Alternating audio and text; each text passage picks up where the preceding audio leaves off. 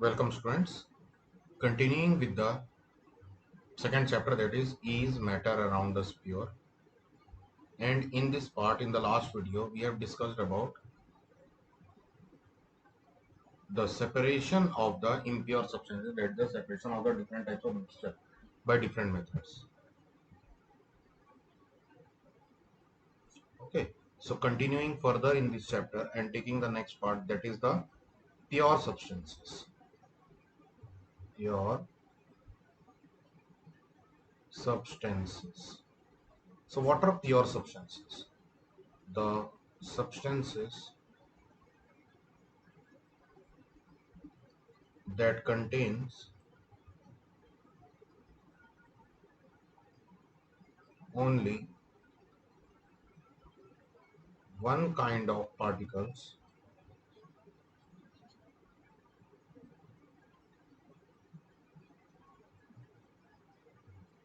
or in which the particles are having identical physical and chemical properties. Chemical properties are called pure substances.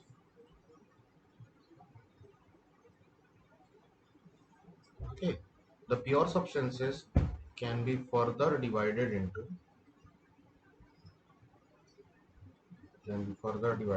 two parts. That is one, the elements, and the other one is your compounds. Okay, we can divide the pure substances further into two parts. That is, one is your element and other one is your compounds. In both these compounds and elements, you will see that the particles which are containing out and forming these elements and compounds, they all are of same kind only.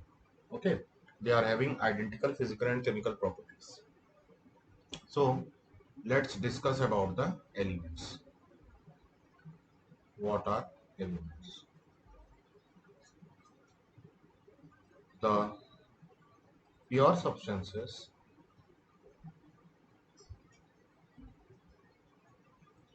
that contains particles that are of identical shape, size, and chemical properties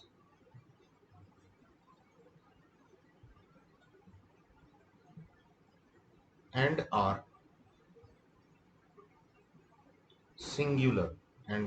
Means they are alone only. Okay, they are not combined with any other element or any other particle. Okay, they are singular, they are of same type only, equal type. Okay, so they are termed as R elements. For example, hydrogen gas, which is represented by H2. Okay, um, oxygen gas, which is represented by O2. In these particular gases, all the particles of the hydrogen will be composing of the hydrogen gas, and similarly for oxygen, all the gases will be, all the particles of that particular oxygen gas will be composed of the oxygen particles only. No other particles will be present out there. Okay, so they are termed as elements. Now, the elements can be further divided. We can further divide these elements. Elements can be further divided into three parts. The first part is your metal, the second one is your non-metal, and the third one is your metalloids.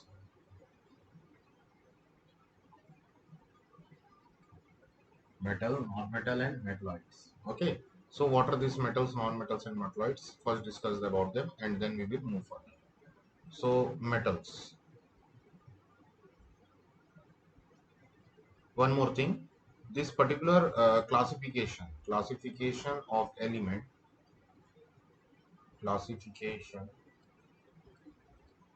element was carried out by Lavoisier. Okay, Lavoisier has classified the element into metals, non-metals. Okay, so let's talk about this metals. What are the metals? The substances, the pure substances that are generally solid,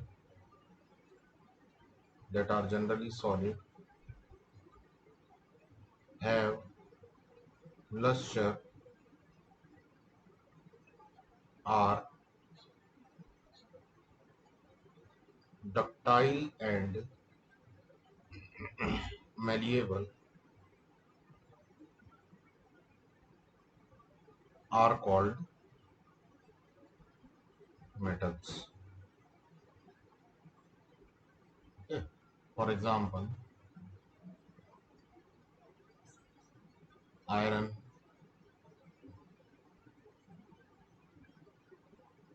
copper, gold, silver, and etc. These are some of the examples for the metals. So, what is the property of a metal? How we can say that a given substance is metal? So, the substance which is generally solid. Okay, some of the metals are liquids also. One or two examples are there. Only one example is there, that is liquid, that is mercury. Okay, but all other metals are generally solid. Okay, they are hard solid. They have luster. Luster means they will have shiny surface. They will possess shining surface.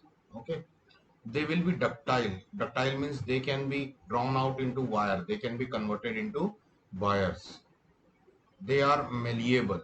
Okay, they can be malleable. Malleable means they can be hammered up into thin sheets.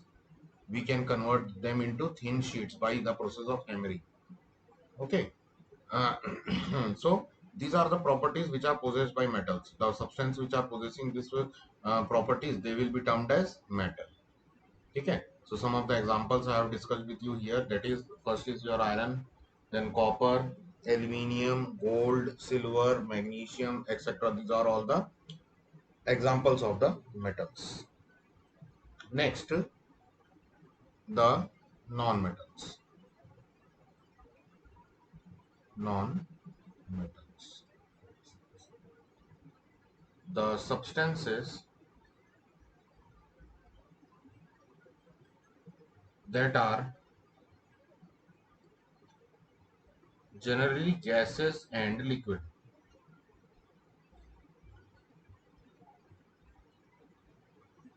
Gases and liquid, and are non-lustrous, non-lustrous, non-ductile, and non-malleable are called non-metals. Are called non-metals. For example, carbon, sulfur, oxygen,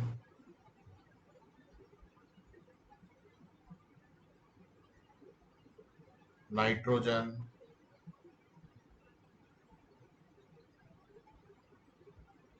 etc.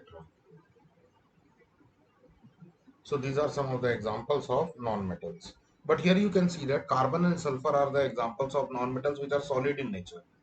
Okay, they are solid, but generally all the other non-metals are gaseous or either liquid. Okay, very few of them are in the solid state. For example, carbon, which is formed in coal form or diamond form, okay, which are solid form of the non-metals, while sulfur is formed in its solid structure. Okay, so these are some of the examples for the solid form of non-metals, but generally they are gaseous or liquid in state. Okay, next, they are non-lustrous. It means they are not having any shiny surface. Okay, they are not having any shiny surface. They are non-ductile. Okay, they are non-ductile. If we are going to try to make them into wire, then they will readily break up there. Okay, they will start to break up there. They are non-malleable. Non-malleable means if we are hammering them, then they will not convert into thin sheets. They will get broken up into small pieces. Okay, so this particular nature is termed as brittle nature. Okay, so non-metals are brittle. Generally, they are brittle. When hammered, they will convert into small pieces. Okay, so these were some of the properties of the non-metals and metals. Let's talk about the third, that is the metalloids.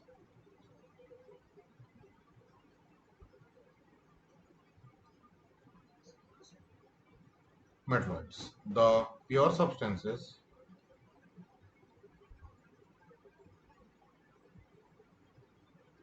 which have non-metallic properties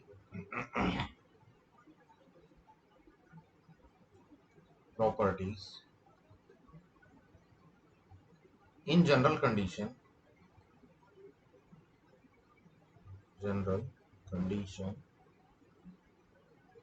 of temperature and pressure of temperature and pressure, but shows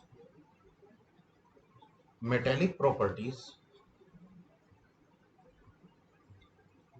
metallic properties in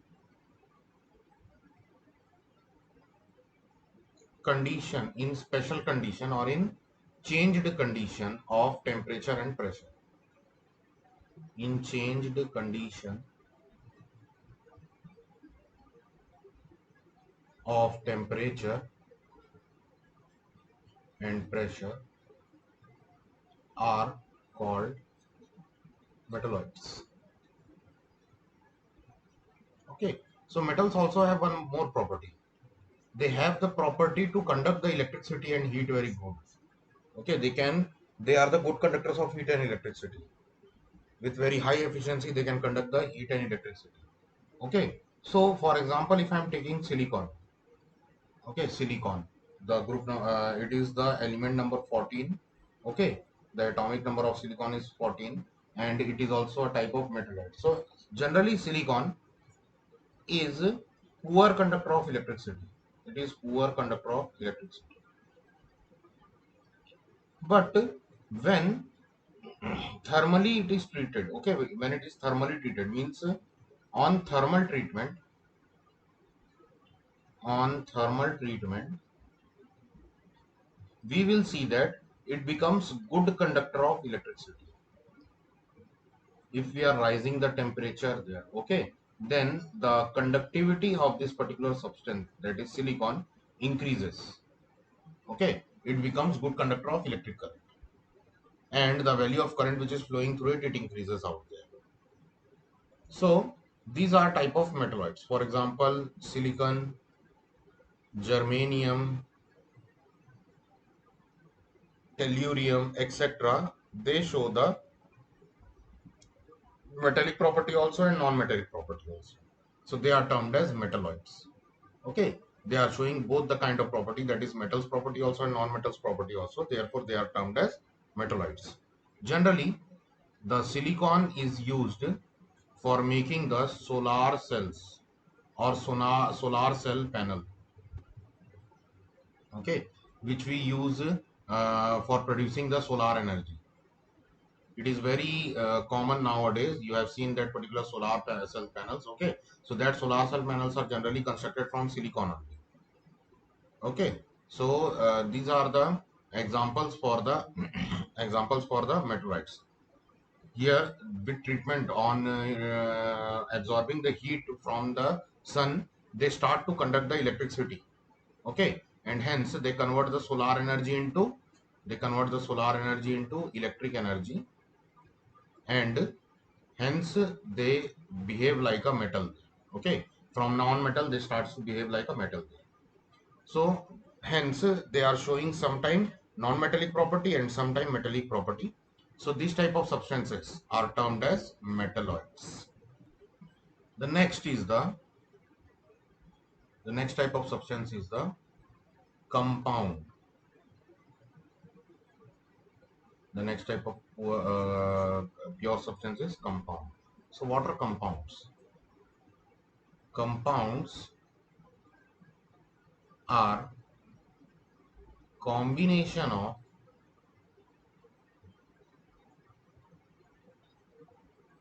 two or more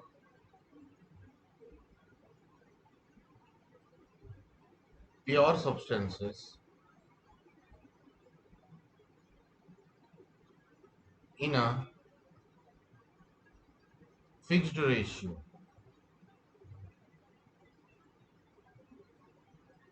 The particles of compound formed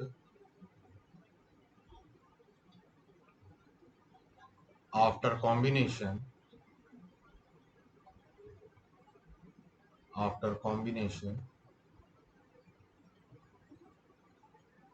possess identical physical and chemical properties.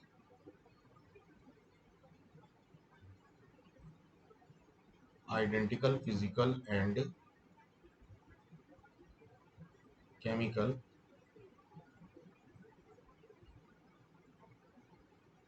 properties. Okay, for example, the compounds example can be H2O, CO2, H2O2, etc. Okay. Now the types of compound. Compound can also be classified into two types. So the first type, before this classification, let's discuss about the compound once more and have a brief description of the compound. That what is the difference between compound and that of the mixture? How will you differentiate between compound and mixture? Difference between compound and mixture.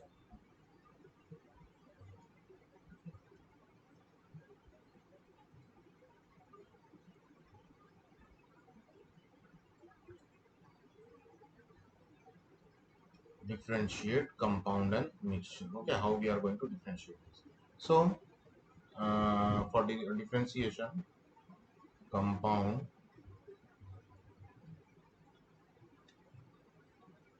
mixture.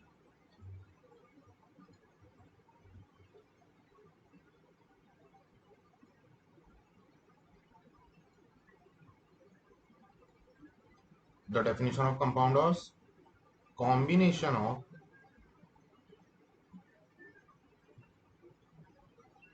two substances but in a fixed ratio. Fixed ratio. While in case of mixture, combination of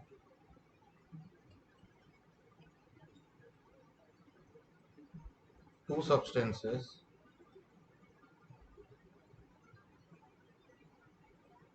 without any fixed ratio or proportion.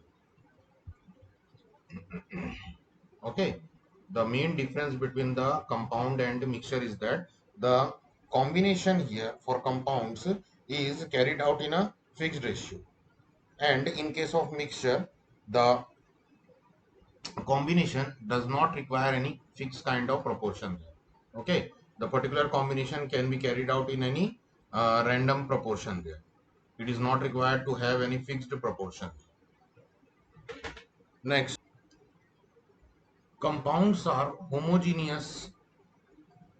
Compounds are homogeneous. Okay, all the compounds will be homogeneous. It will be very difficult for us to differentiate that a given substance is compound or it is an element. While in case of mixture, mixture can be homogeneous or heterogeneous. Mixture can be homogeneous or heterogeneous. Next, compounds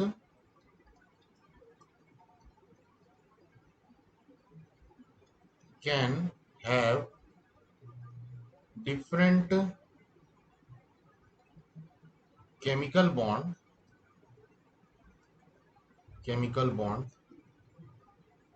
which cannot be separated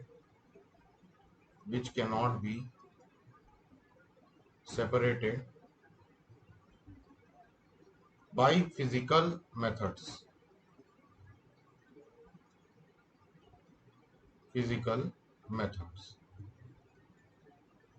Mixture do not contain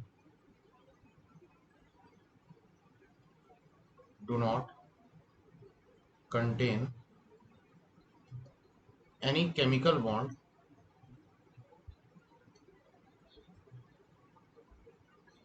and can be separated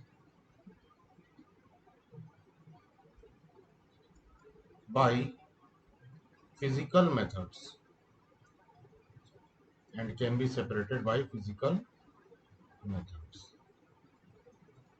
The fourth and last one is the example. Example for compound can be H2O, H2O2, CO, CO2, H2SO4, etc.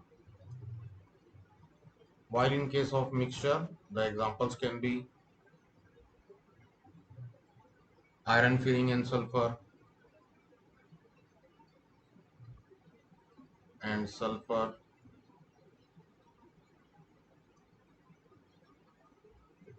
water with salt, water with sand, etc. Okay, so these were the difference between compound and mixture. Okay. So for this particular class, I am ending the class here only, and we will discuss about the different types of compound in the next topic. And also we will try to discuss some of the NCERT based questions also in that particular class. So for today's session, I am ending the class here only. Thank you for watching the video. We will meet up in the next class. Thank you.